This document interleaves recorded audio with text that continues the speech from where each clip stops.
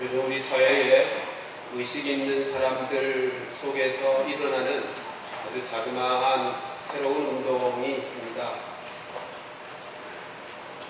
미니멀리스트 무브먼트라고 하는 이름의 운동인데, 우리나라 말로 번역을 하자면 최소주의 운동, 그렇게 번역할 수 있을 것입니다. 아주 생소한 이름이죠. 인생을 살면서 최소한의 것만 가지고 살자 라고 하는 운동, 단순하게 살자 하는 운동이죠. 원래 이 운동은 미니멀리즘이라고 해서 예술계에서부터 시작이 된 것입니다. 예술가들이 2차 대전이 끝난 이후부터 예술, 자기들이 표현하고자 하는 예술의 표현에 있어서 아주 많고 화려한 꾸밈들은 다 제거하고 자기네들이 표현하고자 하는 그 본질을 가장 단순하게 표현하고자 하는 운동입니다. 그것이 제일 아름답다. 우리가 표현하는 예술, 그것이 음악이든 미술이든 조각, 이 분야에서 일어났던 운동인데, 꾸밈을 다 줄이고 본질만을 단순하게 드러내는 것이 가장 아름다운 것 아니냐라고 생각하여 일어난 운동입니다. 근데 그 예술적인 운동이 오늘날 와서 우리의 일상의 삶 속의 운동으로 진행되고 있습니다. 인생을 살면서 단순하게 최소한의 것을 가지고 인생을 살다 보니 행복해지더라는 것입니다. 이 운동에 참여한 자들은 그래서 어떤 사람은 무소유의 삶을 살겠다고 약속하고요, 어떤 사람은 나는 인생 살면서 100가지 물건만으로 인생을 살리라 라고 생각하는 사람들도 있습니다. 집에 가셔서 한번 생각해, 나는 몇 가지 물건을 가지고 사는지. 수천 가지를 가지고 있어요.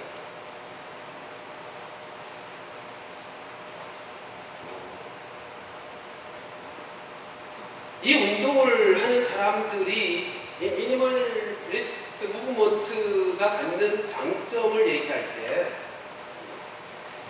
이렇게 살아봤더니 행복하더라. 전에 경험하지 못했던, 전에 느끼지 못했던 자유를 경험하고, 그리고 성취감을 맛보는 만족스러운 인생을 살게 되더라 라고 소개합니다. 사실 이 운동은 물질주의로 말미암는, 물질주의 삶으로 말미암는 황폐화된 우리의 삶에 대한 반발로부터 일어난 운동입니다. 이런 거죠. 더 많이 벌고 더 많이 가지고 더 많이 누리면서 내가 하고 싶은 대로, 내가 쓰고 싶은 대로 마음껏 살면 행복하리라고 생각하며 살았더니, 그래서 더 많이 벌기 위해서 정신없이 분주하게 앞만 보고 달려왔더니 실제로 가진 것은 많아지더라는 거죠. 가진 것은 100개가 아니라 수천 개, 수만 개까지도 가지게 되었고, 남들보다 높은 위치도 올라갔고, 집도 두 채, 세 채도 가졌고, 가진 건 많아졌는데 가만보니 건강을 잃어버렸더라고요. 정신도 황폐해졌더라는 것입니다. 심지어 가정도 깨어졌고, 자녀들은 어찌해볼 도리가 없는 상황까지 갔더라는 것입니다.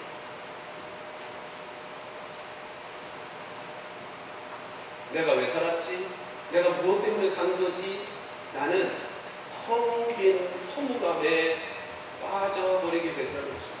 그런데 좀 더 벌려는 욕심을 내려놓고 최소한의 것을 가지고 단순한 인생을 살다 보니 시간이 많아지더라고요. 그리고 내가 하고 싶은 것, 내가 좋아하는 것을 할 수 있게 되더라는 것입니다. 그리고 그렇게 살다 보니 내가 좋아하는 거, 내가 할 수 있는 거, 내가 하고 싶은 거, 시간이 많아서 그것을 집중해서 하다 보니 나의 삶의 수준이, 나의 삶의 성취가 높아지더라고요. 그러니까 만족도가 높아지고 행복지수가 높아지더라고요. 뿐만 아니라 더 많이 가지려고 돈에 매이는 그 매임에서 자유하게 되니 마음이 얼마나 편안해지는지. 그래서 요즘 채소주의, 단순하게 살자는 운동이 점점 퍼져가고 있습니다. 그런데요, 사실 단순하게 사는, 단순한 삶은 일찍이 성경이 가르친 삶입니다. 오늘 본문이 그것을 가르칩니다. 네, 오늘 본문은 좀 이따 살펴보고요. 우선 더 본질적인 것부터 함께 생각해 보십시다. 여러분, 우리가 예수를 믿어서 거듭나게 되면, 영적인 생명을 가지게 되면 전에 못 보던 것, 전에 알지 못했던 것을 보게 되고 알게 됩니다. 이게 뭐죠? 예수 믿어서 영적인 생명을 가지게 되면 전에는 전혀 몰랐다가 그 생명을 가지는 순간 반드시 알게 되는 새로운 깨달음이 있어요. 발견이 있다고요. 그게 뭐예요? 하나님. 하나님을 알게 돼요. 창조주, 나를 만드시고 온 우주를 창조하신 하나님이 계시다는 것을 알게 되고, 나를 구원하신 하나님이 계시다는 것을 알게 돼요.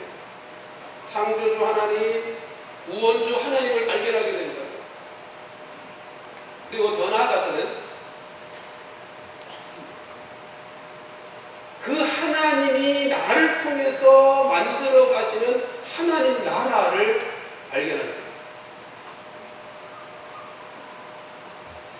거듭난 참된 성도에게 이것만큼은 분명합니다. 하나님을 발견하며 하나님을 통하여, 하나님이 나를 통하여 이루어 가시는, 하나님이 계획하신, 하나님이 창조하신 목적이고 하나님이 이루어 가시는 하나님 나라를 알게 된다고요. 지난주에 보여드렸던 그림을 다시 한번 보여드릴까요? 여러분들이 신앙생활 내내 이 그림은 꼭 마음속에 담아두세요. 신앙생활할 때 아주 중요한, 우리의 신앙의 삶의 중요한 그림입니다. 자, 하나님이 창조주십니다. 사람을 포함한 모든 창조 세계를 하나님이 만드셨죠. 우리의 위치를 볼 때 우리는 누구라고요? 청직이요. 청직. 하나님께서 창조, 온 우주를 만드시고 사람을 만드실 때 하나님의 형상을 따라 하나님과 교제하면서, 그래서 하나님의 뜻을 알 수 있는 존재로 만드신 다음에 그 사람으로 창조 세계를 다스리게 하셨어요. 왜 다스리게 하셨을까요? 목적은 하나님 나라를 세우는 거예요. 우리는 하나님의 것을, 창조 세계가 하나님의 것이니까 창조 세계인 하나님의 것을 대리자로 맡은 청지기로서 하나님의 뜻을 따라 하나님의 나라를 세우는 청지기적인 사명을 가진 존재다. 따라서 지난주에 말씀드린 것처럼 우리는 위로는 하나님을 섬기고 옆으로는 이웃을 사랑하고 함께해서 우리에게 맡기신 삶의 자리인 창조 세계를 잘 다스려 하나님 나라를 세우는 인생을 사는 것. 오늘 나누고 싶은 말씀의 초점은 사람과 사람과의 관계에 대한 말씀인데, 여러분, 하나님을 발견하고 하나님 나라를 깨달은 사람은 사람과 사람 사이에서 살아가면서 반드시 두 가지 사명의식을 가집니다. 첫째는 아직도 하나님을 모르는 사람이 있다면, 우리의 창조주이시고 구원자이신, 우리의 복의 근원이신 하나님을 모르는 사람들이 있다면 그들에게 가서 복음을 전하는 일이요. 그게 첫 번째 일이죠. 하나님이 누구신지를 알고 하나님 나라를 발견한 사람은 반드시 첫 번째 사명을 인식하고 그렇게 살아요. 하나님을 알도록. 두 번째는 하나님이 창조한 모든 세계는 하나님이 아름답게 창조하셨고 모든 창조 세계를 하나님이 축복하고 계시거든요. 그런데 하나님의 축복에서 소외된 자들이 있더라는 거죠. 그들을 살피고 그들을 돕는 일을 사명으로 알고 행하게 첫 번째를 하나님 사랑이라고 그러고 둘째를 이웃 사랑이라고 그러고 신학적인 표현을 좀 동원하면 첫째를 하나님의 특별 은혜라고 말하고 둘째를 하나님의 일반 은혜라고 말하는 거예요. 하나님 나라를 알게 된 성도는 특별 은혜란 구원과 관련한 영적인 것과 관련한 은혜를 특별 은혜라고 해요. 그런데 하나님은 구원과 관련되어서만 주가 되시는 분이 아니라 모든 창조와 역사, 모든 삶의 주가 되시는 분이시고 그 모든 것을 복되게 하나님 나라로 만들어 가시는 하나님이시거든요. 그래서 그 하나님 나라를 알고 하나님의 생명을 가진 성도는 하나님을 알도록 하나님의 생명을 전하는 일뿐만 아니라 하나님으로부터 받고 누리고 있는 축복을 세상 가운데 하나님의 축복에서 소외된 자들에게 그 축복을 흘려보내는 일을 한다.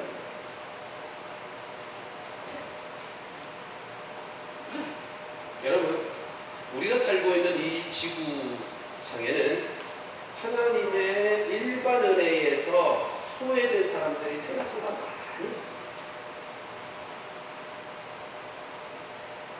먹을 것이 없어서 굶주려 죽는 사람들도 많다고요. 그럼 이 지구촌에서 먹을 것이 없어서 굶주려 죽는 사람이 몇 명이나 될 것 같습니까? 통계상으로 하루에 1만 명입니다. 상상이 안 되시죠?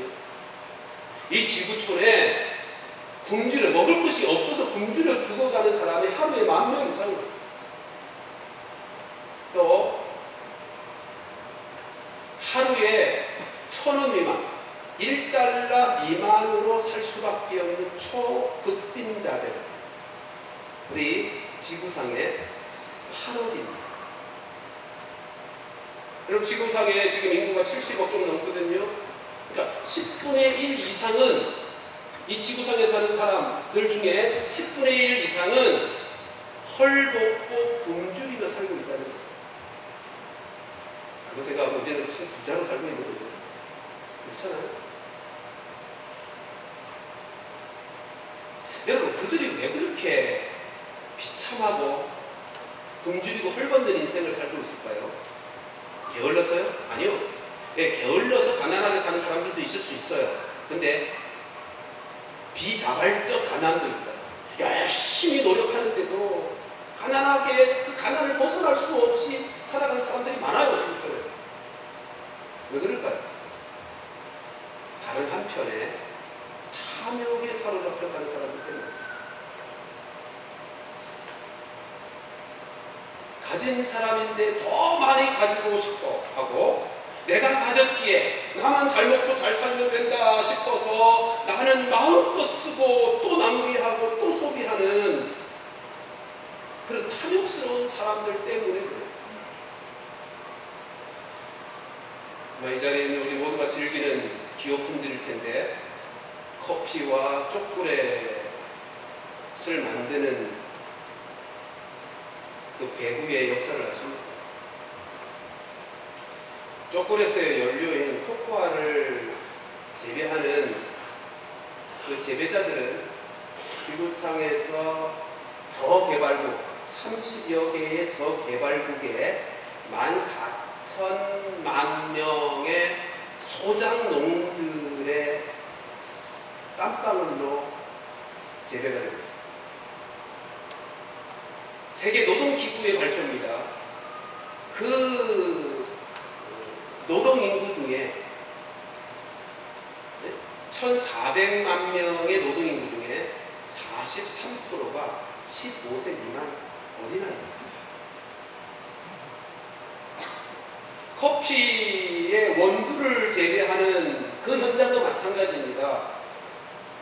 세계노동기구의 통계가 3분의 1이 15세 미만의 어린아이.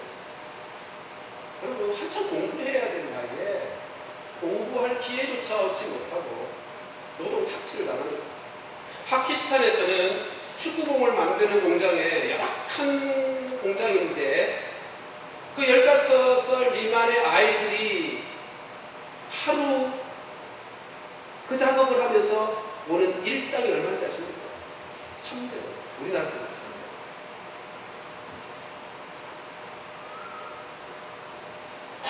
하나님께서 당신의 형상으로 만드신 존귀한 인생들, 근데 그들이 사람 취급받지 못하고 사는 거예요.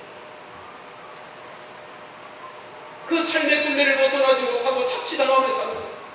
우리가 지난주에 생각한 것처럼 피조물들 탄식하는 썩어짐의 종로로 타며 탄식하며 하나님의 아들들이 나타나기를 원한다 그랬는데, 성령의 인도함을 받는 참된 성도들이 나타나면 이 창조 세계를 어떻게 한다고요? 회복시켜 간다고요. 창조 세계만이 아니라 우리 그리스도인들은 누구라고요? 무엇인 것을 안다고요? 하나님의 청지기요. 하나님이 창조하신, 당신의 형상으로 창조하신 존귀한 인생들이 인간 대접받지 못하고 착취당하는 그 현실을 바라보면서 우리 그리스도인들은 다르게 사는 거예요.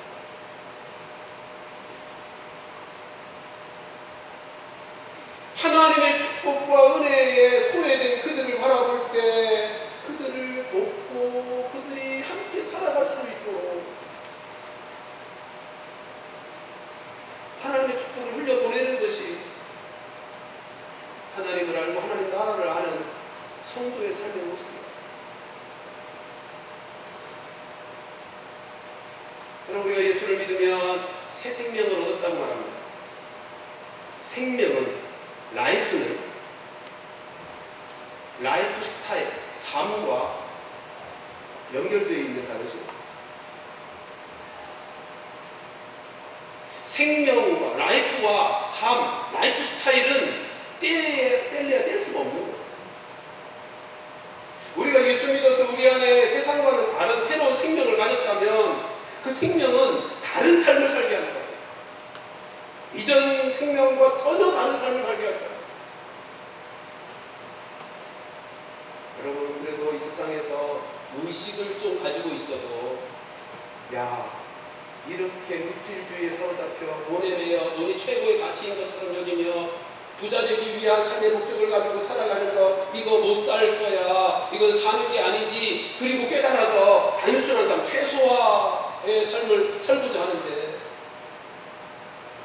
깨달은 정도가 아니라 우리 안에 새로운 생명이 왔는데 세상 사람들과 똑같이 살 건가요?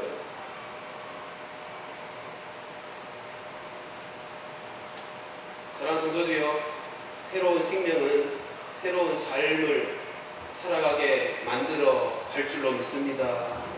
우리에게 온 새로운 생명, 예수의 생명은 우리로 새로운 삶을 살게 한다.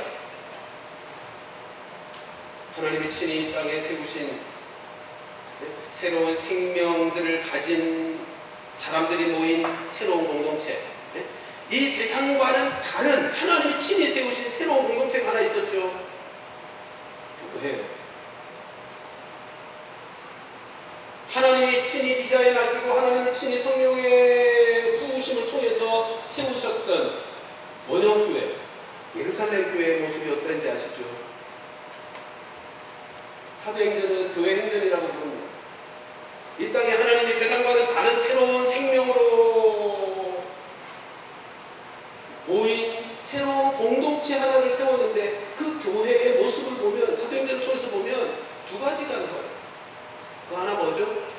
예수는 그리스도시다. 그거 전하는 거예요. 예수가 구원주이심을 전함으로 하나님을 알게 하고 하나님을 믿게 하는, 하나님의 사람이 되게 하는 그 일을 사도행전에 보면 새로운 공동체가 열심히 해요. 감옥에 가도 해요. 목숨을 빼앗겨도 해요. 그게 하나님 나라를 발견한 사람들의 삶의 모습. 근데 그것만 한 게 아니죠. 두 번째 또 있죠. 불쌍한 이웃들, 가난한 사람들 돌보고 나누는 일을 했어요. 성경 구절을 볼까요? 사도행전 4장 34절 35절 2절 말씀 같이 있습니다. 시작.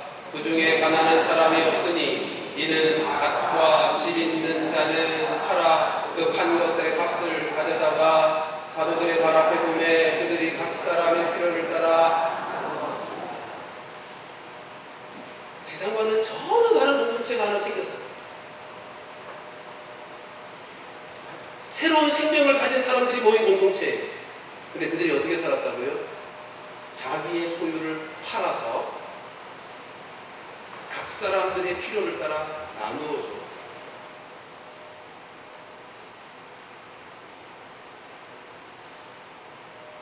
공산당처럼 빼앗아서 강압적으로 나눈 게 아니에요. 자발적으로. 어떻게 자발적으로 그럴 수 있었죠? 성령 하나님께서 그렇게 감동을 주십니다. 자기의 집과 밭을 팔아서 그 소유를 각 사람의 필요를 따라 나누어 주었대요. 34절 시작은 이렇게 돼 있어요. 그래서 그들 중에 가난한 사람이 하나도 없었대요. 34절 가난한 사람이 없어. 여러분, 가난하면 인생답게 못 살아요.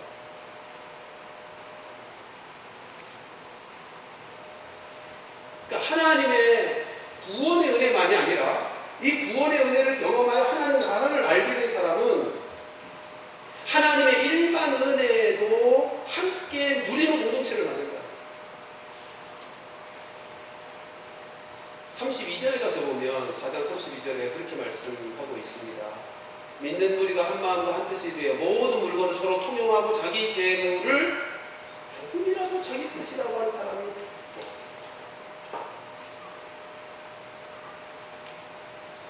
내 것이라고 하지 않아요. 왜요? 청직이니까. 청직인 줄을 알았습니다. 그러니까 하나님께서 감동 주시니까, 하나님이 하라고 하시니까 내어요. 내 것이라고 하면 아까워서 어떻게 내어요? 내가 땀 흘려서 내가 힘써서 버는 건데 이걸 왜 내나? 근데 내 것 아니고 하나님께서 맡기시고 하나님이 맡기신 그것으로 하나님 나라를 이루라고 하시면서 야, 이때 너는 돈을 내놔 라고 하시니까, 청직이니까 맡았던 거 하나님의 뜻대로, 주인의 뜻대로 내요.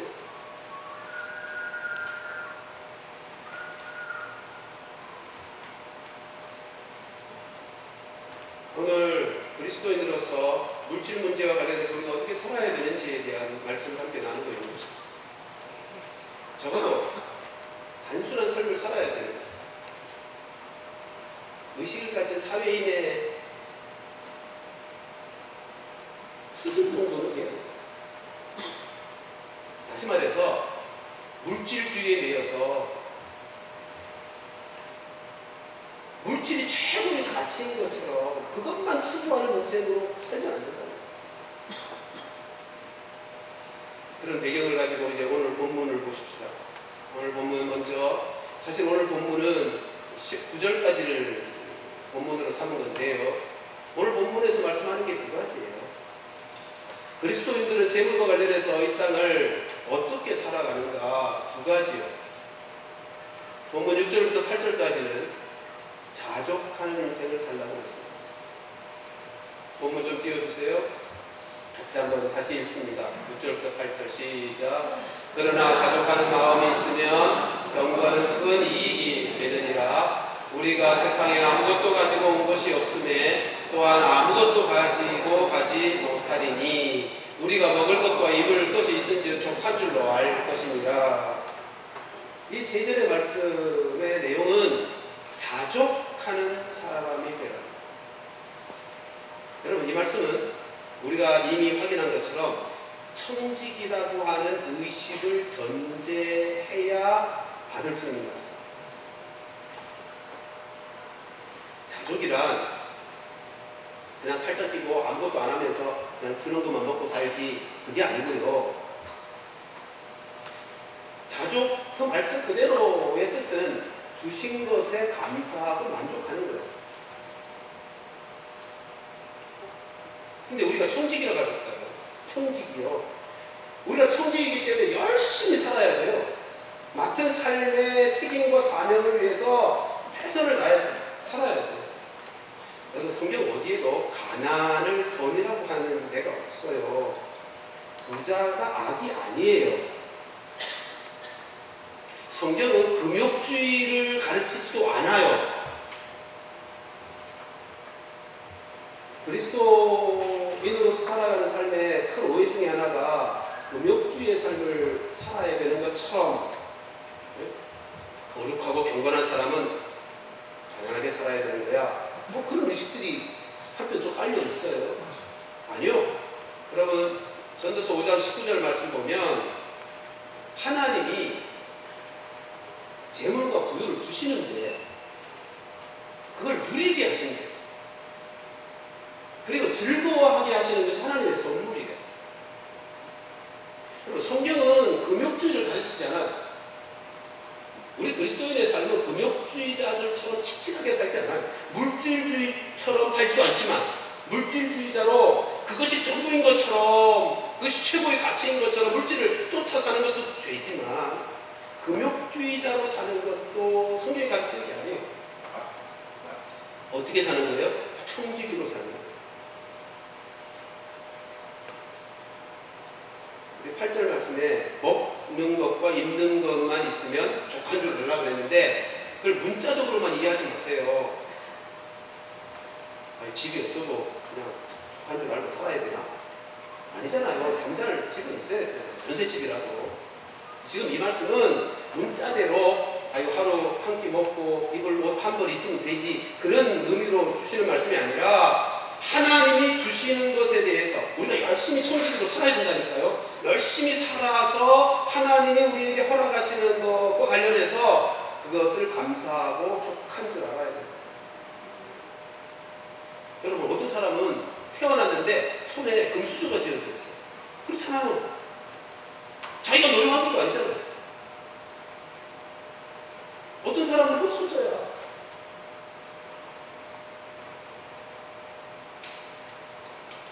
다른 사람과 비교하지 말고, 다른 사람과 비교하면서 불만을 가지지 말고 하나님이 주시는 것에 족한 줄 알고 살라는 뜻이에요. 자, 그러면 자족의 반대편에 뭐가 있죠? 탐욕이다. 탐욕. 그에 대한 말씀이 9절 10절입니다. 9절 10절 말씀 같이 보십시다. 시작. 그러나 부하려 하는 자들은, 부자가 되기를 원하는 사람들은 시험과 올무와 여러 가지 어리석고 해로운 욕심에 떨어지나니 곧 사람으로 파멸과 멸망에 빠지게 하는 것이라.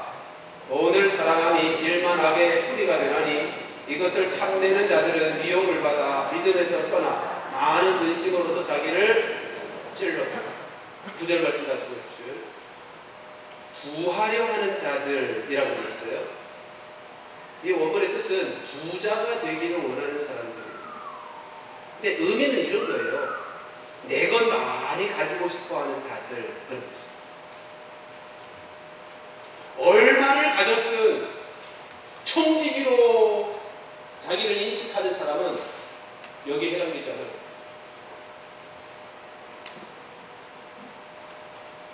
내 것 좀 더, 다른 사람보다 더 많이 가지고 싶어 하는 자들, 그들은 반드시 시험과 온도에 빠집니다. 그렇잖아요. 남들보다 더 돈 많이 벌고자 하는 수단과 방법을 가리지 않게 되잖아요. 죄짓게 되어 있잖아요. 그래서 그 결국이 뭐예요? 파멸과 멸망에 빠지는 거예요. 10절에서는 그렇게 표현했죠. 돈을 사랑하면, 여기 돈을 사랑한다는 말이 9절에 있는 것처럼 부자가 되려고 하는 그것과 똑같은 뜻이에요.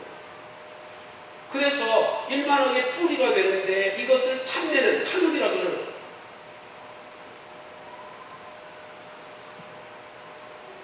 만일 우리가 더 많이, 남들보다 더 많이 가진, 내 것 가지고 싶어서 욕심을 내는 탐욕의 사람이 되면 믿음에서 떠나게 돼요. 미혹을 받아서 믿음을 떠나게 된대요. 그리고 매일매일 근심하는 인생이 될 수밖에 없대요. 우리 다 경험했잖아요. 좀 더 돈을 정당한 방법이 아니고, 청지기로서 정당한 하나님의 뜻대로 수고함이 아니고 뭔가 잘못된 방법으로 더 많은 돈을 얻기 위해서 하다 보면 계속 근심이 오죠.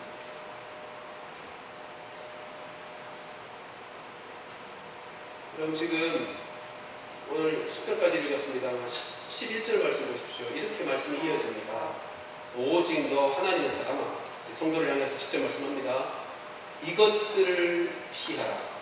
여기 이것들이라고 번역되어 있습니다만 원문의 뜻은 이 악한 것들이라는 단어가 쓰여져 있습니다. 이 악한 것들이 뭐죠? 부자가 되려고 하는, 그리고 돈을 사랑하는, 돈을 최고의 가치로 여기고 돈만 있으면 다 되는 거야 라고 돈제일주의로 황금만능주의로 그렇게 살아가는 그 일을 성경은 이 악한 것들이라고 합니다. 그렇게 살지 말고 이 악한 것들은 피하고, 그렇게 사는 삶은 피하고 의와 거룩, 경건과 의롭게 살고 경건하게 살고 믿음으로 살고 사랑으로 살고 인내로 살고 온유함으로 살라는, 그러면서 이렇게 살라고 하시면서 12절에 보면 이런 표현을 씁니다. 이것이 믿음의 선한 싸움이다. 사실 그렇잖아요. 육체를 입고 물질 만능주의 시대를 살아가는 우리로서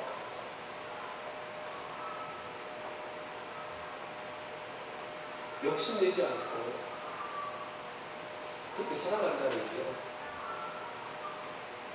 얼마나 치열한 싸움이 되겠어요. 그러나 꼭 기억하세요. 청지기가 열심히 살아야 된다니까요. 가난하게 사는 게 성경이 가르치는 미덕이 아니에요. 그러나 지금 말씀하는 게 뭐죠? 자족하며 살아요. 이렇게 살기 위해서 12절 말씀, 이것을 위해서 너희가 부르심을 받았다. 그러시면서 하시는 말씀, 이것이 선한 싸움이다.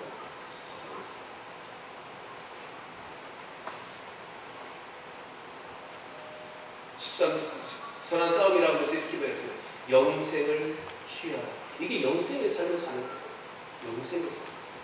영원한 하나님 나라가 있음을 알고 그 하나님 나라의 삶으로, 생명으로 살아가는 삶의 모습이다.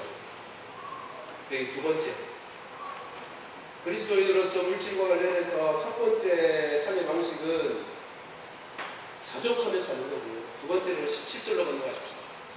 13절부터 16절까지는 이 말씀을 하시는 하나님이 어떤 분이신지를 소개하는데 집에 가서 한번 보시고요. 17절부터 19절 같이 읽습니다. 시작. 네가 이 세대에서 구한 자들을 명하여 마음을 높이지 말고 정함이 없는 재물에 소망을 두지 말고 오직 우리에게 모든 것을 후히 주사 누리게 하시는 하나님께 두며 선을 행하고 선한 사업을 많이 하고 나누어 주기를 좋아하며 너그러운 자가 되게 하라. 이것이 장래에 자기를 위하여 좋은 터를 쌓아 참된 생명을 취하는 것입니다. 두 번째는 선한 일을 하라는 것. 사실은 17절부터 19절까지를 보면 세 가지 명령을 하시죠. 이렇게 시작합니다. 부한 자들에게 명령하라. 여기 부한 자들은 누굴까요? 아까 말씀드린 것처럼 자기 것이 많다고 생각하는 사람이에요. 자기 것 많이 쌓아놓은 사람이에요. 청직이라고 생각하는 사람은 그거 얼마를 가졌든지 상관이 없어요. 여기 해당되지 않아요. 근데 보세요. 세 가지 명령을 하는데 첫 번째가 뭐예요? 마음을 높이지 않게 하라. 교만하지 말라는 거예요. 근데 자기 것 많다고 생각하는 사람은 교만을 떨게 되어 있어요. 근데 청지기는 교만할 수가 없죠. 교만하지 않죠. 내 거 아니고 하나님이 맡기신 건데 오히려 조심스럽죠. 왜냐하면 그게 사명이니까 주인의 뜻대로 잘 써야 되니까.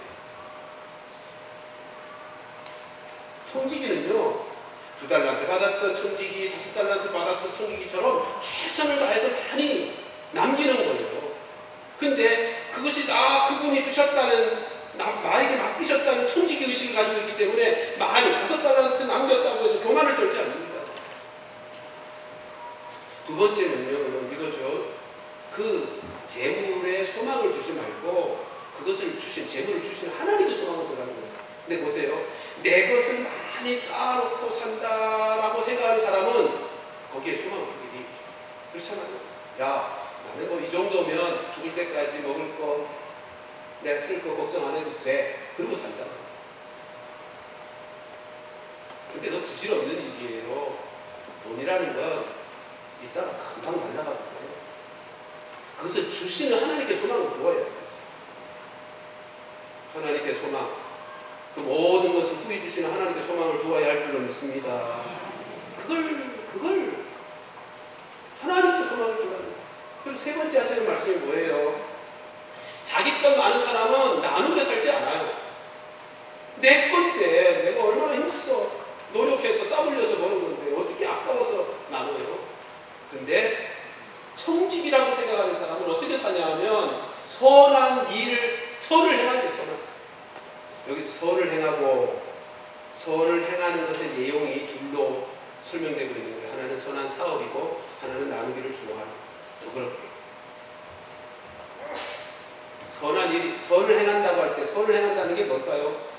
하나님의 뜻을 행하는 거예요. 근데 하나님의 뜻을 행하는 선한 행위에는 두 가지가 있대요. 하나는 선한 사업이에요. 선한 사업을 많이 하래요. 여기 선한 사업이 뭘까요? 하나님의 사업이에요. 복음 사업이에요. 전도하고 선교하는 거예요. 선이라고 하는 단어는 하나님으로 바꾸어 읽어도 좋을 단어거든요. 그리고 또 하나가 있대요. 나누어 주기를 좋아하래. 여러분, 이게 우리가 아까 본 사도행전 4장의 예루살렘 교회 하나님이 친히 세우신 세상과는 질이 다른 새로운 공동체, 새로운 생명을 가진 사람들의 모임에 그 공동체가 보여준 모습이잖아요. 나눠주기를 좋아하는 거예요. 그러니까 성령의 충만한 교회, 성령이 충만한 사람의 삶의 특징 중에 하나는 나눠주기를 좋아해요. 청지기로서 하나님의 기뻐하시는 뜻을 따라 선을 행하는 걸 좋아해요.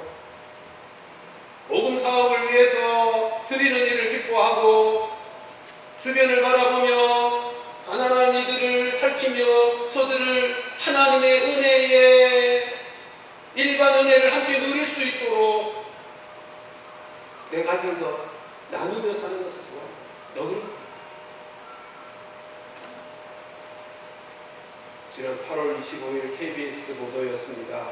요즘 우리나라의 빈부격차의 문제가 아주 심각하게 제기되고 있는데 KBS에서 지난 우리나라 2분기 통계인데 우리나라 경제적으로 아래쪽에 있는 20%에 속한 사람들의 월 평균 수입이 51만 8천원이었습니다. 근데 지난 1분기 거치면서 지난 1분기에 상위 20%의 우리나라 국민의 월 소득 평균이 얼마인지 아십니까? 1,000만 원을 돌파했다고 보도하고 있습니다. 1,015만 원이 돌파했습니다. 너무 차이가 나죠. 여러분, 우리 주변에도 먹을 것이 없어서 굶주려 죽는 사람이 별로 없겠지만 경제적인 어려움으로 고통받고 있는 이들은 꽤 많아요. 하나님이 그들도 사랑하실 거예요. 하나님의 형상을 따라 지음받은 존귀한 자들이고 하나님의 은혜가 필요한 자들이고 우리 하나님의 은혜를 누리는 우리를 통해서 그 은혜가 흘러가도록 하나님이 우리에게 청지기적인 사명을 주시는 거예요. 우리에게 맡기신 거예요. 이 삶을 왜 꼭 살아내야 하는지에 대한 성경이 가르치는 마지막 말씀 한 곳 읽고 말씀을 마치려고 합니다. 마태복음 25장 31절로 46절까지인데 41절까지만 저와 함께 교도해 보십시오. 설명하려고 이 본문을 설명하지 않겠습니다. 읽으시면서 마음에 성령께서 깨닫게 하시고 감동 주셨으면 하는 바람으로 우리 함께 저와 함께 나누어 있습니다. 인자가 자기 영광으로 모든 천사와 함께 올 때에 자기 영광의 보좌에 앉으리니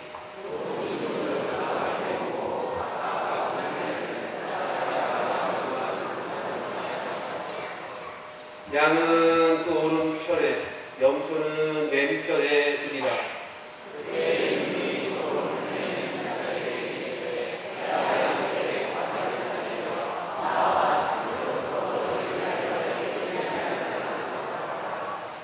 내가 줄일 때에 너희가 먹을 것을 주었고 목마를 때에 마시게 하였고 나그네 되었을 때에 영접하였고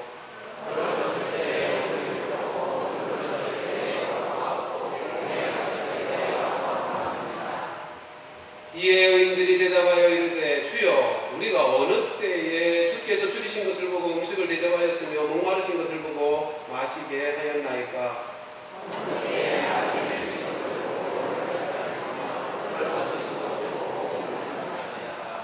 어느 때에 병드신 것이나 옥에 갇히신 것을 보고 가서 배웠나이까 하리니 너희가 여기 내 형제 중에 지극히 작은 자 하나에게 한 것이 곧 내게 한 것이니라 하시고 41절 같이 읽습니다. 또 왼편에 있는 자들에게 계시되 저주를 받은 자들 나를 떠나 마귀와 그 사자들을 위하여 예비된 영원한 들어가라. 이후에 이어지는 말씀하시죠. 마지막 주님 앞에 섰을 그때 그 심판대 앞에서 영원한 영생의 나라로 들어갈는지 영벌의 지옥으로 들어갈는지 그것은 특별 은혜와 관련되어 있지만 않고 일반 은혜와도 연결되어 있다.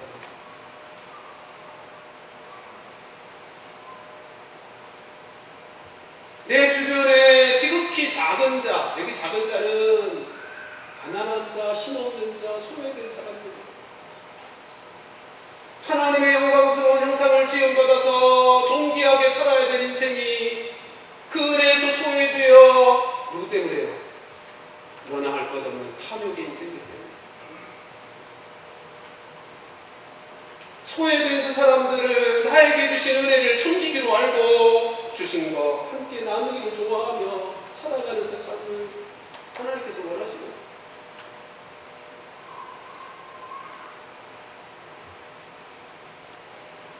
두 가지를 기억하십시오. 우리 그리스도인은 자족하며 살아야 합니다. 열심히 2달란트, 5달란트 받은 청지기처럼 최선을 다해서 하나님이 주신 바 그것을 가지고 남긴 거리가 있는 인생을 살아야 돼요. 근데 나는 왜 2달란트예요? 그러지는 말라는 거예요. 그리고 주신 것을 가지고 섬기고 나누면서 선한 사업을 많이 하면서 살고 너그럽게 나누는 것을 좋아하는 삶을 살라는 거예요. 내 주변에 다 더 많이 가지기를 원하는 물질주의에 사로잡혀 살아가고 있는 이 세상에서 이 성경이 가르치는 새로운 생명의 새로운 삶의 방식으로 살아간다는 건 힘겨운 영적 싸움이 될 것입니다. 그러나 우리 모두 믿음의 선한 싸움을 잘 싸워서 이기는 자 되어 나도 행복하고 너도 행복하고 나를 통하여 우리 모두에게 내 살아가는 삶의 자리 하나님 나라를 만들고 그리고 저 영원한 하나님 나라에서 하나님이 주실 청지기에게 충성된 종들에게 주실 큰 상급과 영광에 참여하는 우리 모두가 되기를 주님의 이름으로 축원합니다.